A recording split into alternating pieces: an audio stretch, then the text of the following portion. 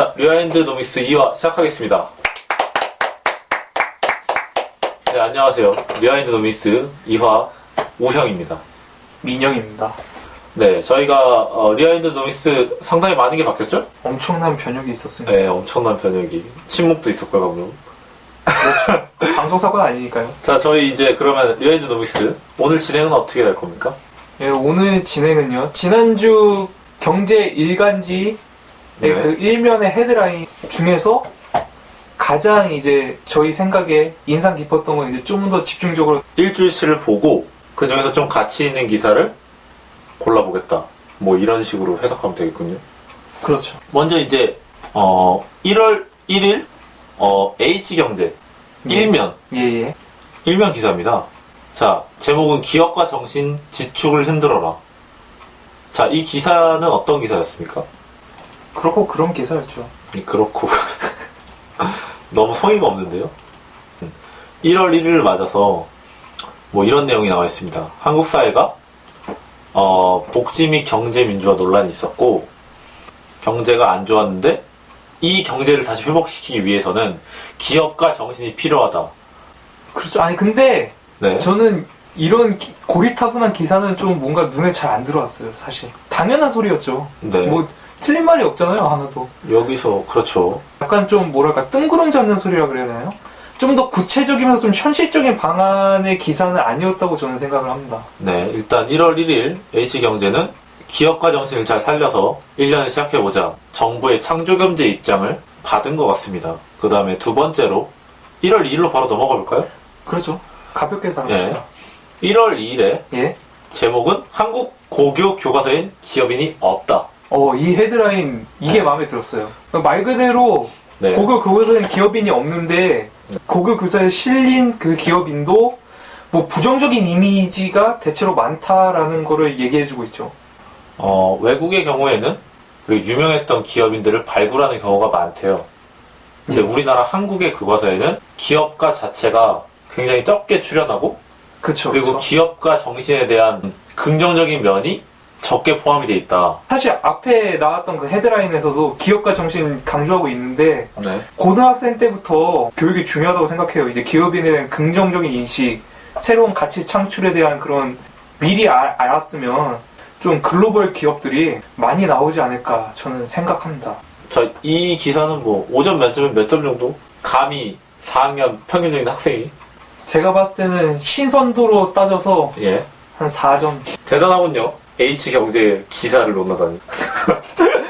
뭐 H경제 예. 이제부터 좀 친해지기로 했습니다. H경제 뭐 입사하기 요원하죠.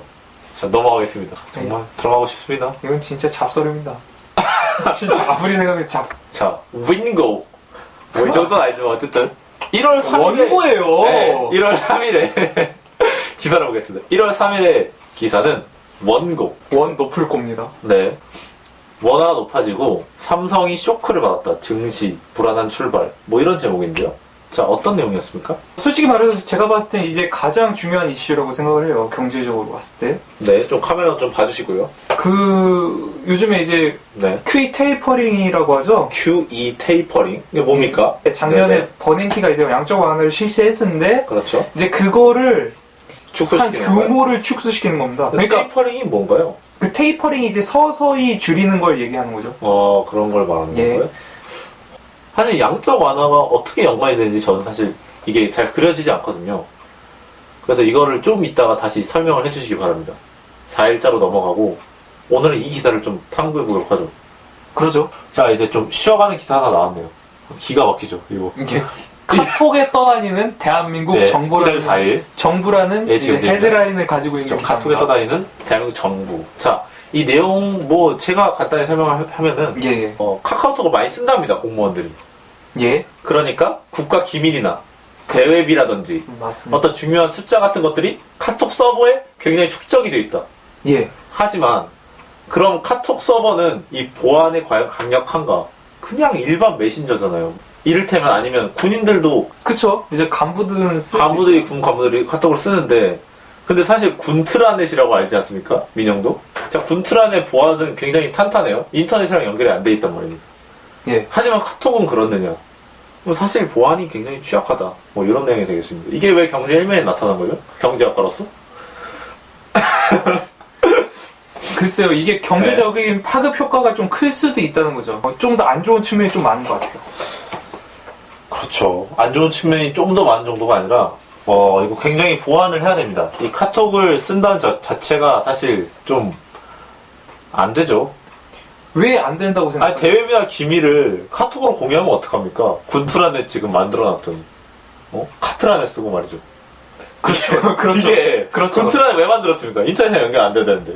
근데 카카오톡 어떻게 됩니까? 인터넷 연동되죠? 기가 막히죠 그냥? 해킹?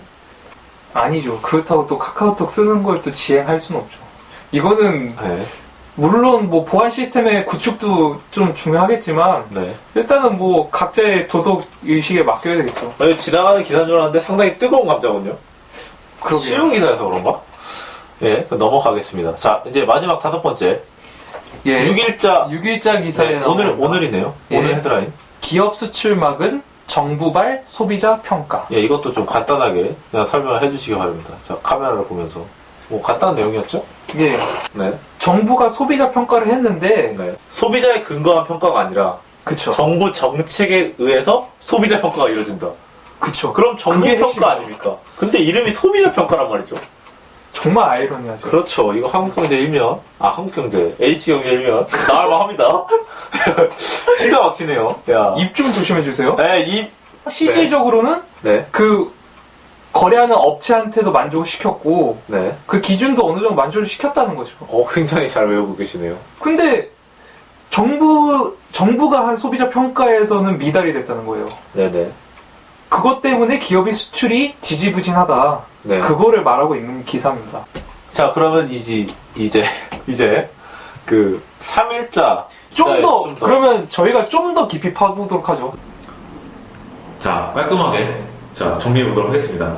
원고 삼성 쇼크 증시 불안할 출발이라는 1월 3일자 한국경제가 아니라 H경제 신문에 기사가 있죠. 네. 자, 이 기사에 대해서 면밀하게 한 문단 가보도록 하겠습니다. 자, 먼저 이 제목처럼 새해 첫날 코스피 지수가 급락했다는 거죠. 예. 저는 이제 코스피 지수가 네. 2013년 12월 중반부터 네. 올랐다가 12월 30일에 정점을 찍고 네. 이제 찍고 2014년 1월 2일에 급락한 내용을 담고 있는 기사입니다. 전차 분단이 무너졌다. 뭐 이렇게 표현을 하고 있네요. 삼성전자 주가와 기아자동차 주가가 예. 둘 다 그 낮아진 걸로 해서 가장 대표적인 글로벌 기업 두 개라고 할 수가 있겠죠. 그렇죠. 예. 우리나라의 대기업이죠. 예. 그런 내용인데요. 여기 보면은 원달러 환율 이 문단을 좀 더 자세하게 예. 좀 살펴봐야 될 것 같습니다. 상당히 예. 중요한 문단이죠. 그렇죠. 지금 원달러 환율이 지금 장중 5년 4개월 만에 최저치인 이제 1,048원까지 떨어지는 등 이제 원화 강세가 네. 급박하게 진행되고 있다고 여기서는 얘기를 하고 있습니다. 네. 그 원화 강세의 원인이 뭡니까? 경상수지 흑자로부터 저희가 이제 그 원인을 찾을 수가 있겠어요. 우리나라의 수출량에서 수출량에서. 이제 수입량을 뺀 것을 말하죠. 그렇다면 과연 이 경상수지라는 게 예. 얼마나 오랫동안 됐던 건가요? 2013년 12월 기준으로 네. 22개월 연속 흑자를 내고 있습니다. 그 2년 가까이. 그쵸, 2년 가까이. 2년 가까이 흑자를 내면서 결국에는 근데 경상수지가 많다는 게 수출이 잘 됐다는 게 예. 어째서 원화 강세로 이어지는지 한번 속 시원하게. 경상수지 흑자라는 건요, 결국 네. 수출이 수입보다 많다는 거잖아요. 그렇죠. 그러면 그 수출을 함으로 인해서 네. 상대적으로 우리나라에서는 이제 원화보다는 외국 돈이 더 많아지는 현상이 발생하게 되는 거죠. 그럴 수 있죠. 예. 네. 어차피 환율이란 거는 네. 이제 각국에 있는 돈의 그 상대적 가치를 얘기하는 거기 때문에 그렇죠. 타국의 돈이 더 많아짐으로 따라서 네. 원화의 가치가 상승하게 됩니다. 원화가 기회돼서 그거를 이제 원화 강세라고 부르게 되는 거죠. 그쵸? 원화 강세면 이제 우리나라 제품이 상대적으로 비싸게 판매가 될 수 있다는. 그쵸. 수출을 이제 경쟁력이 약해요. 그러면 이제 경상수지 흑자가 계속 이어지는 게 그렇게 막 좋은 것만 아니네요. 양면이 다 있는 거죠. 여기 보면은 뭐 예. 비상, 원화 절상과 경상 흑자 경고, 일본형 장기 저성장을 조심하라는 뭐 이런 기사들도 나올 정도로 그쵸. 예, 이게 상당히 시사점이 있는 것 같습니다. 예. 마지막으로 짚어볼 게 엔화 약세 기조라고 나와 있는데 예. 엔화 약세 기조는 어째서 일어나는 건지. 저번에부터 좀 약간 이슈가 됐던 거였죠. 네네. 그 아베 총리의 아베노믹스. 아베노믹스? 그 아베노믹스의 가장 중요한 그 포인트는요. 네. 엔화 약세를 만들겠다는 거였습니다. 엔화 약세요. 그렇죠. 엔화를 찍어내면서 이제 엔화의 가치를 떨어뜨리겠다. 엔화 가치를 떨어뜨리면 예, 그게 가장 중점적인 그 정책이었는데 네네. 그게 지금까지 계속 이어지고 있다는 거죠. 지금 그거랑 원화 강세의 현상이랑 겹쳐지면서 네. 이제 저희 나라의 우리나라의 이제 수출 경쟁력이 더 점점 악화가 되고 있다. 그러니까 일본은 그게 아베노믹스로 일본 제품의 경쟁력을 갖추려고 하고 있는데 그쵸? 우리나라는 이제 흑자가 너무 이어지면서 그게 오히려 경쟁력을 떨어뜨릴 수 있다. 그렇죠. 전망이 사실 그렇게 좋은 편 아니라고 볼 수가 있겠죠. 2주차 이렇게 함께 해봤는데요. 예. 네, 참 유용한 기사였고 다음 주에도 더 유익한 기사들로 찾아뵙도록 하겠습니다. 네, 감사합니다. 예, 다음 주에 뵙겠습니다. 5시면서 끝내죠. 네.